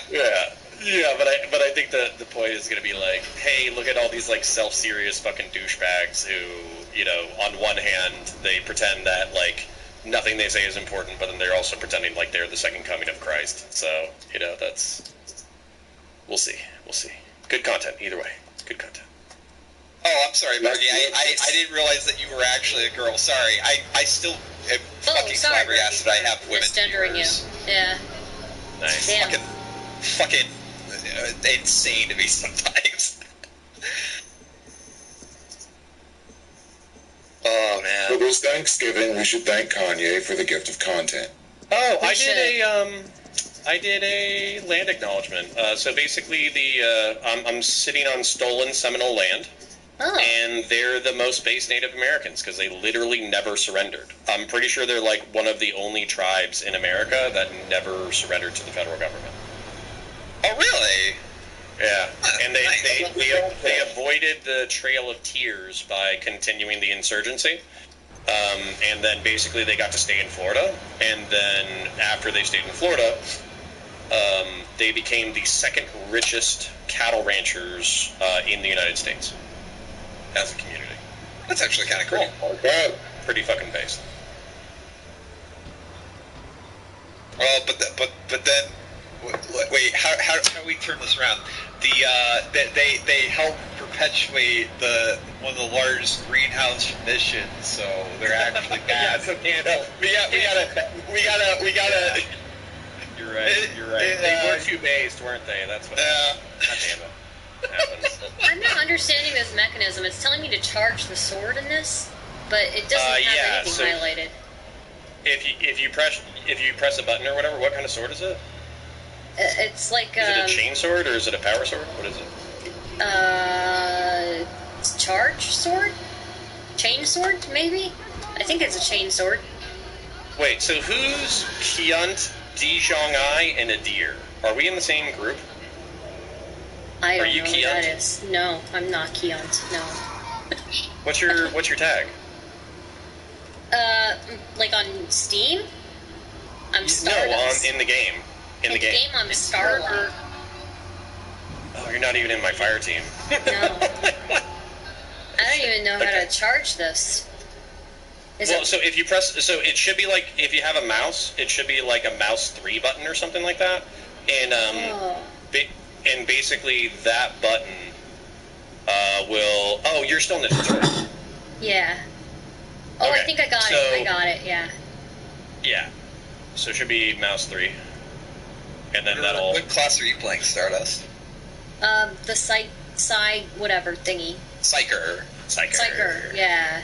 Nice, space. I remember the voice lines from the beta with the Psyker kind of going insane, which is pretty great. Oh, it's awesome. You can you can do Perils of the Warp. So basically, Stardust, since you're not totally familiar with the universe, the way you wield psychic power is by using your brain to go to like hell, and that's like where you get your power from. But if you stay out there for too long in order to summon your power, then basically like demons will eat your brain. Yeah. Or if you're an orc, your head will explode, and also like the other orcs around you's head will explode. Okay. This game sounds amazing. It is. It's just the setting. 40K is like one of the most insane settings out there. I don't think I understand what you guys just said, but I believe you. Like murderous space priest in that game or in that storyline. Yeah. Yes. I literally made a video about the murder space priests. It's so good. Which murder space priest? That doesn't narrow it down very much. The Black Templars? No. We're talking about, so in this game, there's zealots. They're just like, they're normal priests, but they carry chainsaw swords and flamethrowers. That's actually the class setup. I'm playing all three classes. I'm playing everything except for Psyker. So... yeah, so I'm having a great time. And like Ogren, like if you're so basically what happens with the normal human characters that are normal human sized, the game gets like a little annoying where you have to always be doing like constant shit to like you always have to be dodging, you always have to be blocking, you always have to be using your specials in order to survive. Whereas the Ogren character, which is like the 12-foot tall person with Down syndrome, you can just walk around and just knock everybody over. It's fucking awesome. It's legitimately the best. It's the most fun and casual way to play for sure. Maybe I shouldn't have chosen this. Well, you can change. As soon as you're through the tutorial, you can change your character. Yeah, you chose the high-end 9-brain character. You did pick the 10,000 IQ character, for sure. I'll be right there. I'll get it. Yeah, the 40K setting is... I am glad that 40K games are starting to... get mainstream appeal. Well, they're not being shovelware. Like there was a very, very annoying time where a 40K game is a roll of the dice whether or not it's going to like have effort put into it. Yeah, and that's actually so I'm still going to be doing politics and streams and all that kind of stuff on the main channel, and then uploading it to a second channel. Speaking of which, I have to download the 6-hour VOD from last stream and upload it to my fucking stream channel. But that being said, the main channel is now 40K, and we're having a lot of fucking fun with it. Yeah, it's great. I really hope that Games Workshop doesn't Games Workshop you. They have, but I talked to their lawyers and community team, and we came up with a format that they like, which is basically like, I can't show a full episode of the Warhammer TV stuff, but as long as I cut out like a good chunk of it, and then I break it down and narrate it and put in lore and all that kind of stuff, they're good with it. So I just have to be, I can't just like rip their content and then just kind of like talk every 5 minutes. I actually have to break shit down, do lore stuff, and not show the full episode. So I'm still sour. I wish they would have reached out to Alpha Busa. Because, dude, that fucking video that he did when, I don't remember who it was.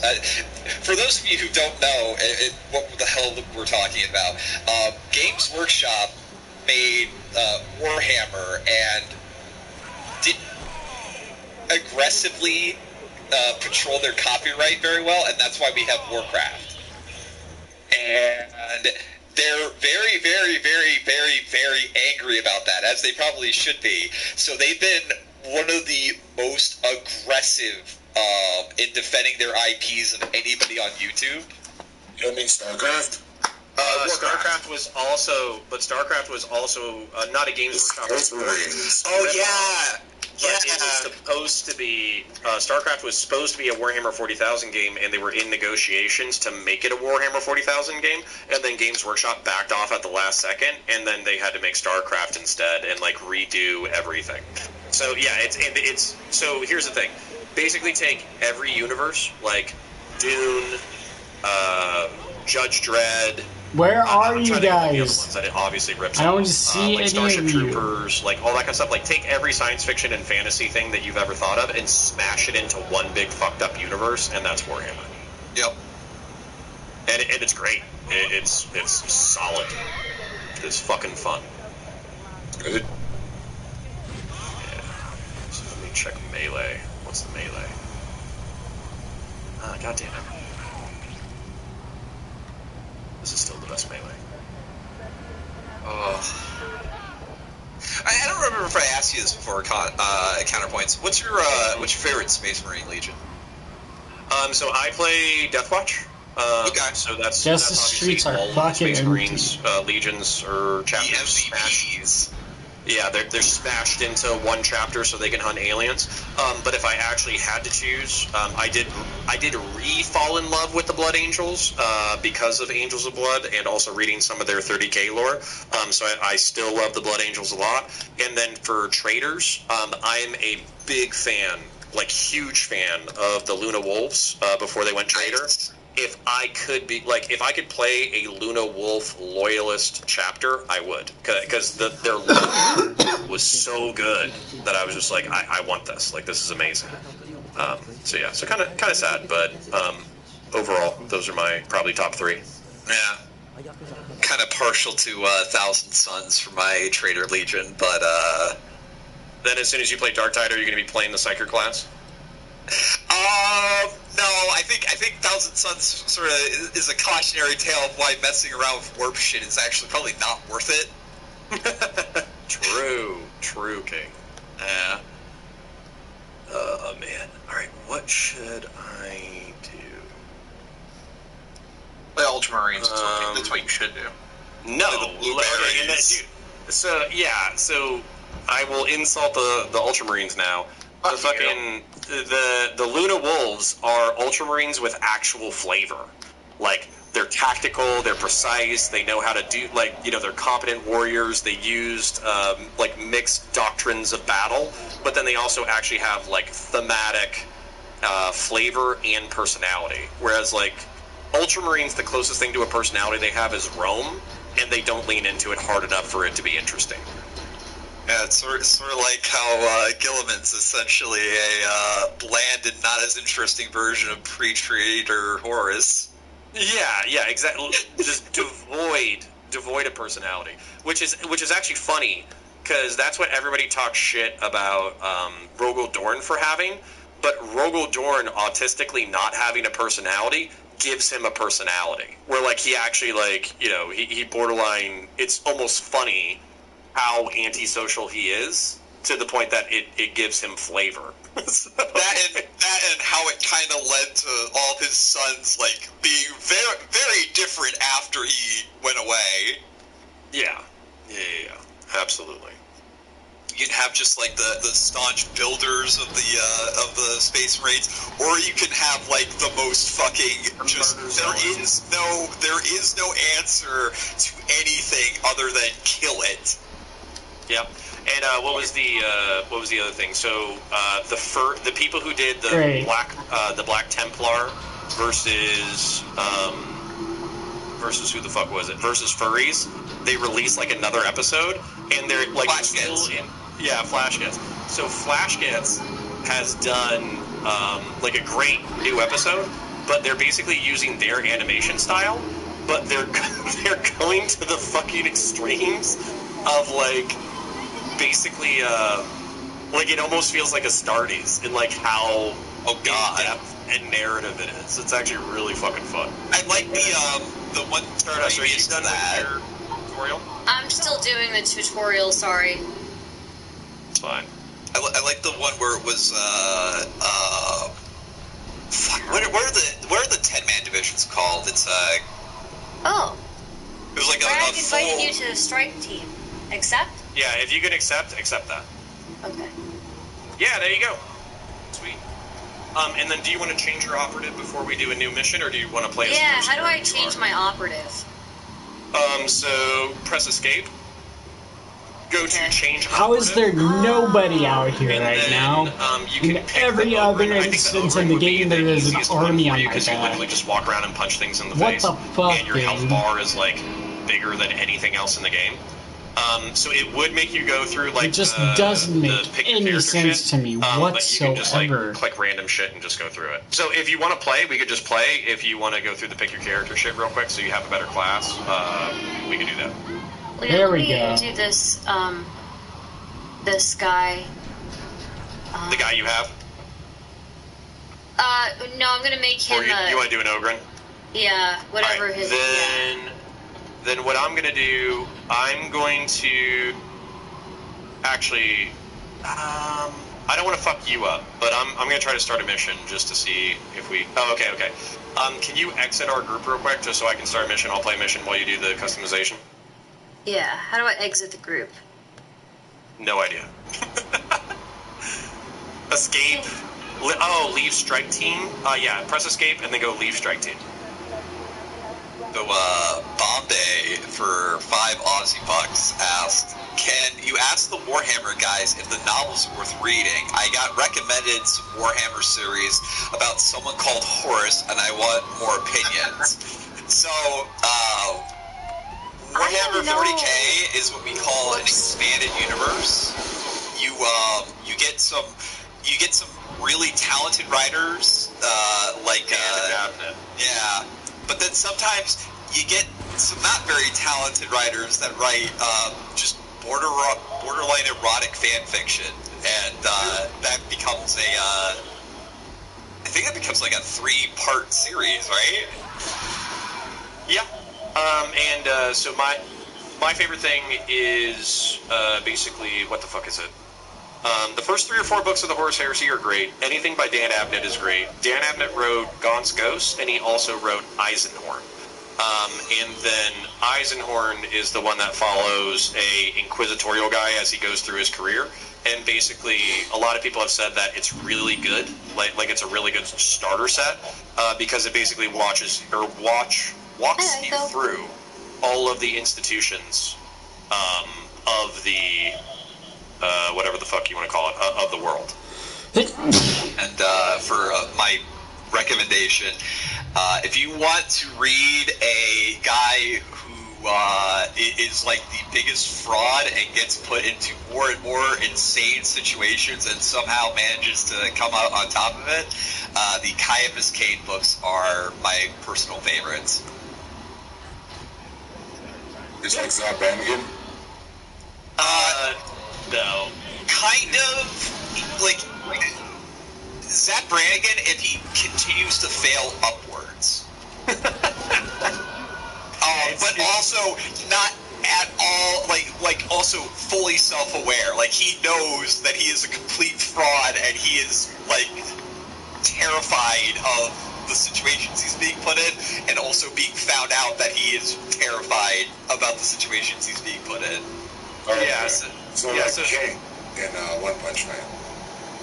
I'm unfamiliar with One Punch Man, but the way that I've heard it One Punch Man, that's the #1 hero, and he has no powers, and people think that his heart beating from being terrified is actually an engine that makes him stronger, so nobody messes with him, and he's the #1.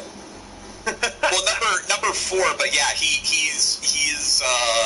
just sort of is the biggest fraud and has well-deserved imposter syndrome, but he's also there's also parts where he's actually genuinely heroic, so it's I highly recommend it. So heroism, that sounds like Flash. Hey, go. Good to How see come you. they don't have a girl Ogren, huh? I'm sorry? They should have girl Ogren. Yeah, but they don't, but I still strongly recommend doing it. And you can probably find a pretty... Are there like that once in a while, or there's just one gender? There's just one gender. Actually, weirdly enough, all the other players have females except for Ogren, which is weird, because I'm sure there's female Ogren. Wow, that's fucking horrible. Very sexist. But that's the thing, I forgot about that, so I was actually looking forward to, like, whatever fucking monstrosity you were gonna pick and create. Like, I was really looking forward to it, actually. Speaking of the Orville, everyone's watched it, right? I'm familiar that basically it's a better Star Trek than all the Star Trek that people are putting out, and it's supposed to be comedic, but then they've made it serious enough that it's actually just good. Well, Seth MacFarlane wanted to make a serious Star Trek. He's wanted that forever, but he couldn't get it. But then he just made his own, and it's really good. Yeah, except for season 1, I'd say it stopped being a comedy after season 1. It has. Oh my god. It became it's not trying to be a comedy. It's just something that happens to be funny some of the time. Yeah, it's trying to be Star Trek, but they're putting just enough jokes in there so that they can get around copyright. And also, so they can say, Seth MacFarlane, the creator of Family Guy, is here, and he's using his talent. That was absolutely how originally. This is my new hell. But you can tell literally midway through season 1, this is not what they actually did. Seth just repeating this mission over and over and over. Yeah, that's great. So good for him. No, unironically, I think he hoodwinked Fox, and I think that's one of the reasons why Fox actually didn't continue it, is that it had ratings. People were watching the show. Did or didn't? It did. It actually had ratings. I don't think it was the best in the lineup. Yeah, but people were like, oh, these first couple episodes are kind of wonky, but then you get into, what is it? You get into episode 6 or 7, I can't remember, but it's Majority Rule, to where they actually are parodying the idea that, give me a second here. It was the episode to where everyone could upvote and downvote people.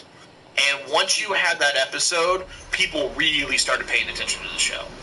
Because it was really good at actually being sci-fi and being a I can't talk today. My mind is shot. Like moral messaging trapped within a interesting frame. It's not moral messaging always. There's some that kind of will actually engage with that. But the big one that I would say that Majority Rule did was that it was a self-reflection or analysis to where they're like, hey, we've got a society that openly just lets the mob fucking decide whether you're innocent or guilty. And, forget jurisprudence, forget an actual court. We have the court of public opinion now. What is the logical extent of that? And that world is that episode. That's what it brings out. Unironically, is that they're like, hey, this is where we're going. Black Mirror did that one first. But yeah, it was a good episode. Black Mirror did a great one on that. It was basically people rate you via social media for everything that you do, and you start losing social credit to the point where you just can't be a human. It sounds like China, man. Yeah. Black Mirror is actually very cool. Everything that's going on. That episode. They turned me off with the. They turned me off with the pig fucking episode where I was like, I can't. That actually happened. No, that wasn't being edgy. That actually happened. Somebody had to fuck a pig in order to appease terrorists? What are you talking about? There was a European politician. Obviously European, got caught with a rumor that he, during his college years, put his dick in a pig. Well, that wasn't a rumor. That was a hazing ritual for his fraternity. That actually happened. That was a parody on the whole ordeal of with something like that make this person unelectable. And so if you put it under these circumstances, this is what you get. Black Mirror I just made Danny DeVito in this game. Yeah. Also, I think that episode was a critique of progressives more than anything else. Really? Where they'll backbend all their fucking morals as long as it saves a single life or some shit. Yeah, it was basically along the lines of eco-terrorism or people who like class envy, that sort of thing. Like the terror. I mean, I guess you could say the politicians were kind of representative of conservatives there, but also the terrorists who were going after them, and obviously going way too far, was a critique of progressive. I don't think anyone comes up with that. It's like a trolley problem on crack. Yeah, but anyway, I didn't want to derail on the Orville because the Orville did an episode very similar to the Black Mirror episode, and I think they were both done very well. Oh, fuck me. Now, I don't want to do any spoilers, but has everyone caught up on season 3 of the show yet? What show? Yeah, I've seen them all. Okay, yeah. This third season was tight. It was amazing. I don't mind spoilers. The whole thing? No, I haven't. I got barely through the first season. Okay, so I love the pregnancy episode. Wait, what show is this? I'm so sorry. And that one goes on. The Orville. It's Star Trek done by Seth MacFarlane. Oh, okay. I don't know. Yeah. It's pretty good. Capitalizing on everyone who misses TNG. Which, you know what? I think our culture needs that a little bit. Not that I'm going to engage with it, but basically, like, I think our culture needs someplace where you can be like a little bit optimistic and kind of like look out into moral dilemmas and try to put your best foot forward and all that kind of stuff. Because everything nowadays is like, how can we make shit the most extreme, gross, and weird and fucked up as we possibly can, but also get the maximum amount of attention. And so like, there's this problem where people are making the decision to always care about how much attention they're getting rather than whether or not that attention is positive or negative, which I just think is overall, long-term, probably pretty toxic for our society. Well, The Real World, or whatever was the first reality TV show. Yeah, I feel like Trek these days is sort of critiquing the kind of optimism that used to be known for, and I think. But who wants that? Who wants? Well, everyone's just take on Star Trek. Yeah, it's everybody miserable. People clearly don't want it as much. Like Discovery has its ratings are fine, but Strange New World went back to the optimism, and its ratings like took off like a rocket. So like, I mean, it's all Star Trek is profitable, is what they're finding out. But good Star Trek is more profitable. Star Trek was always one of the most hopeful of any of the sci-fis, right? Like Star Wars is kind of watch mid-level, right? It's like it's not, the universe isn't overly good, isn't overly bad, but it kind of ebbs and flows. Star Trek usually was something that's like, hey, the future's going to be better. Like, you've got to work for it, but the future's going to be better. And then you have 40K, which works because it's what happens when the universe is literally 1 minute to midnight. Yeah, but I mean, even 40K is like. Even 40K is a miserable shithole, but it's accentuated by like moments and strength of like genuine heroes. Yeah, like Can somebody in chat Google female Ogren for me? Rules Someone in the chat. No, please don't. Absolutely bring up porn. Like you had like a lot more. You had like some more dark things in Star Trek, especially when like Deep Space Nine and. A lot of people forget how much flack it got for being dark. Yeah. A lot of people said that I would like it because it takes like the rosy picture and kind of like Cisco like works with terrorists and shit. It's the seedy underbelly, just on the outskirts of the Federation. Deep Space Nine was the best Trek. Like, damn, coming in with a hot take. Yeah, but God damn, look at his fat ass. My character's got such a fat ass, dude. Nice. I'm very excited to see your character's fat ass. Oh, also, can I share this just really quick before we get back on the Trek nerd shit?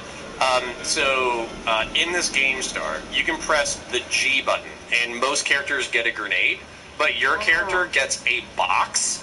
And basically, because your character's retarded, like actually just retarded, and you can throw the box at bad guys, and it will actually physically kill them because you will dent their head in with a giant crate. Yeah. Nice. And I just carry boxes with me. That's so based. I'm not gonna make any jokes about the G button or boxes. Here we go. Somebody in the chat that you're not going to image results in general. Hell yeah, let's take a look.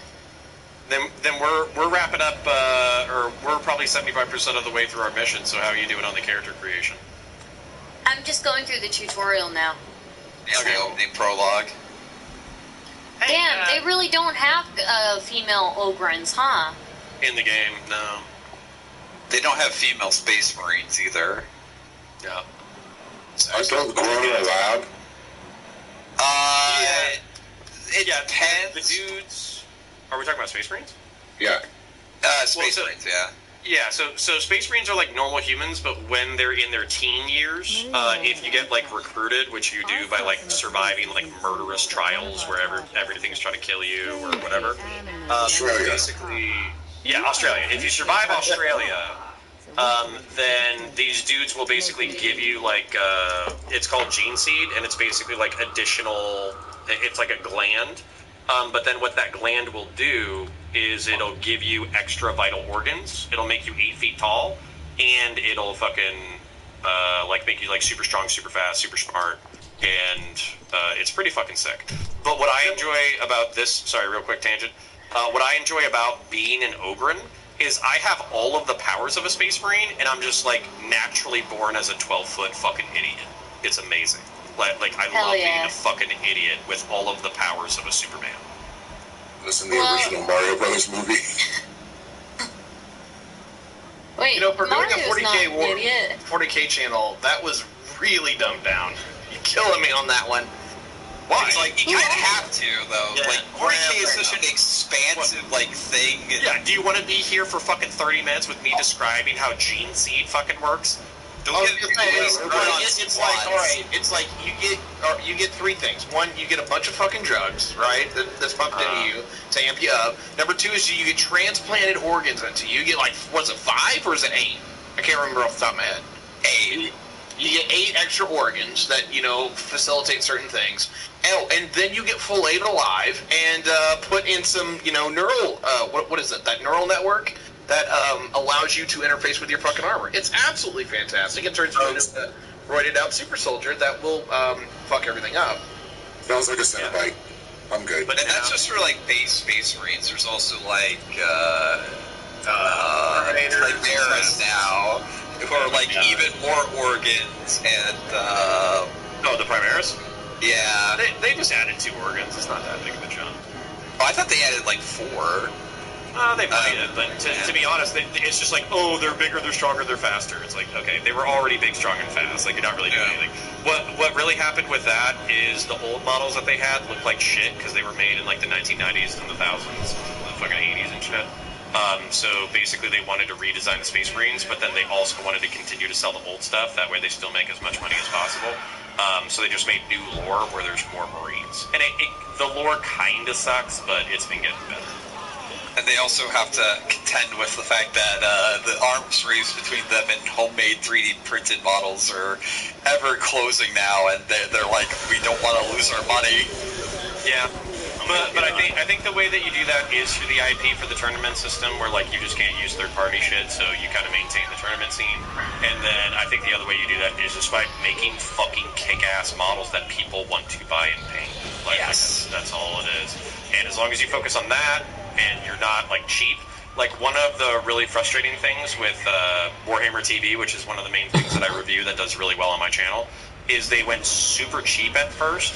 So they were doing all this like really cool lore stuff, but the animation was like 4 frames a second. It was awful. And but more recently, the past like 3 or 4 episodes that they've done have been super fucking solid, like really good. So I'm pretty happy. Magic the Gathering is the same thing in the future. Yeah, the disclaimer / asterisk is anything that we're talking about 40K is a lot more fucking complicated in practice. It's. Oh yeah, I'm giving you like the elementary school version of it, just because I don't want to be talking about like one autistic subject for fucking 30 minutes. Yeah. Because like the Orville, we covered like 10 subjects in like 10 seconds, which is like, it's good, you know, it was supposed to be funny, blah blah blah. The first season was really good though. It developed its own following. It's a better spiritual successor to Star Trek than Star Trek is. We covered that in like fucking 30 seconds. Whereas like we could talk about Gene Seed for the next 45 minutes if we wanted to. Yeah. Because not all Gene Seed is made the same. There's like, you know, defects, and so like that's the entire reason that that most of the Thousand Suns are just like dust inside of power armor, is that their gene seed was like all fucked up because psychic shit fucks you up, and then because poor Magnus just can't fucking catch a break. He's just constantly being tricked or getting his fucking Cyclops ass pushed inside of a locker.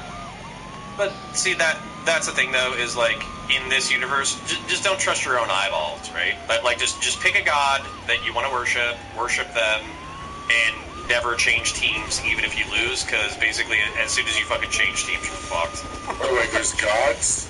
Yes, there's multiple gods. A lot. So there's a blood god, there's a god of rot, there's a god of like cocaine and sex, there's a god of what's the final one? Blood and rage. There's human god kind of, but he's not really a god, but he has godlike powers. Well, as long as none of those gods actually love anyone, it's all good.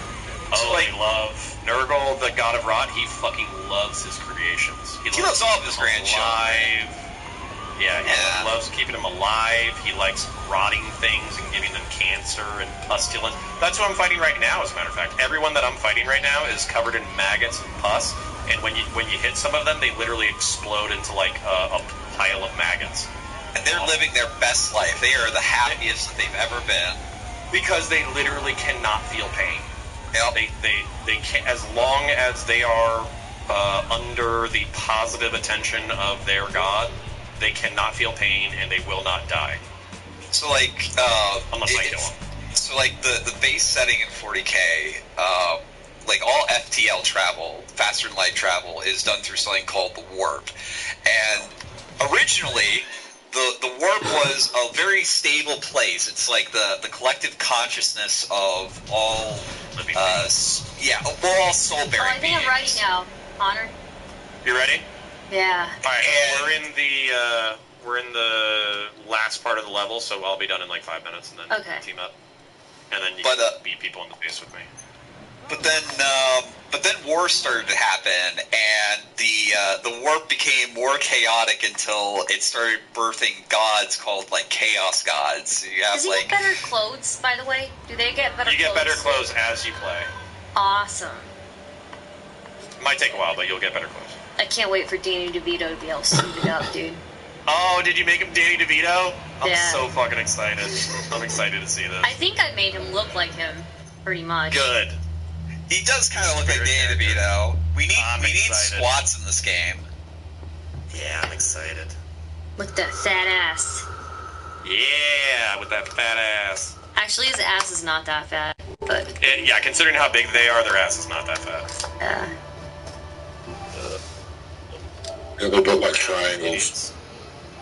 So yeah, you get like people's belief in something manifests in the warp essentially, and you get like gods that are basically chaotic primal things. Like Korn, the god of violence, is like, you know, violence, survival of the fittest, all that. You got Nurgle, which is entropy, decay, nature. You got Siege, which is trickery, mysticism, magic, change. And then the last one, Slanesh, came from basically space elves, creating a super hedonistic, super decadent society, and then birthing murder fucking a giant hole in the universe, which has a bunch of demons coming out of it. Neat. Yeah. It is glorious. And now you have two breeds of space elves, which are the sort of high elf, very snotty, very xenophobic, literally calls humans monkeys, and or monkai, and then you got the Dark Eldar, which are BDSM meth enthusiasts who really, really love torture and killing because it stops their soul from getting their aging process. Yeah. Ooh, yeah. That's a lot of lore right there. Yeah, that's. Well, and we're giving you the 20-second version of it too. Yeah, don't get started. Don't get us started on the Emperor, because. Well, what I would say, so I'll try to get off of the lore train, but basically what I would say is what's great about the character that I'm playing is basically I was just born like a 12-foot tall fucking retard with like retard strength. And as a result, I've been pressed into service to just carry heavy weapons and beat the fuck out of people. So it's like a very, like in this complex and crazy universe, I have the simplest role, which is just, I'm huge, I'm dumb, and I can kill things. And that's my job. And it's fucking glorious. Well, power to you. You're just like quarks. You're just not fungus. Yep. So, wild fucking night for politics and shit. Like, anybody got any drama or politics shit? The drama was Edwin, wasn't it? Wait, what was the drama with Edwin? What happened? Oh, he was on I Go World stream yesterday, and then Chud Logic stream today, accusing people of basically the same things people have been accusing people of recently. But like doing it ad nauseum. Well, no, like, mostly like sexual assault, minors, the whole deal. Against who? Against streamers from, I think, Mizkiv's circle. Dill? Wait, what? Edwin was accusing them of that? Yes. Yo, they need to put their fucking dicks in their pants and chill the fuck out. And So that's what was happening between Edwin and Chud Logic. Is that where all the drama was happening? What was Chud Logic's response? He was trying to like chill it out and say like, please don't make these allegations without proof. Yeah. So if you can get proof, I can get behind you on this. But as you keep making these accusations, and then there's basically nothing comes of that. So it's just a whole lot of tea being spilled for no real reason. That's rough. Well, that's and that's kind of my problem, or not like huge problem, but like, do it or don't. You know what I'm saying? Like, don't do this half in, half out shit. And like, I know Mr. Girl or whatever. Like, I'm not like blaming him for that or whatever. But basically, it's like, how do you not know that this is actually my real thing? How do you not know that as soon as you start like DMing people on the background, especially people who are probably friends with the person that you're targeting, and you're like, hey, I'm like researching whether or not like anybody else is an emotional abuse victim, how do you not know that that's going to get back to the original person? You know what I'm saying? He was super sloppy about it, and it's because he was emotional and his pride. Yeah. He was basically projecting what he felt was done to him onto other people and using it as a weapon against the person that he felt wronged him. It's pretty freaking ridiculous. Well, no, but I think that's like super common or whatever. And also, like, I think you can follow that arc where you see Destiny. He's a good debater. He has smaller streamers on. You're just like, ooh, that's clout. I can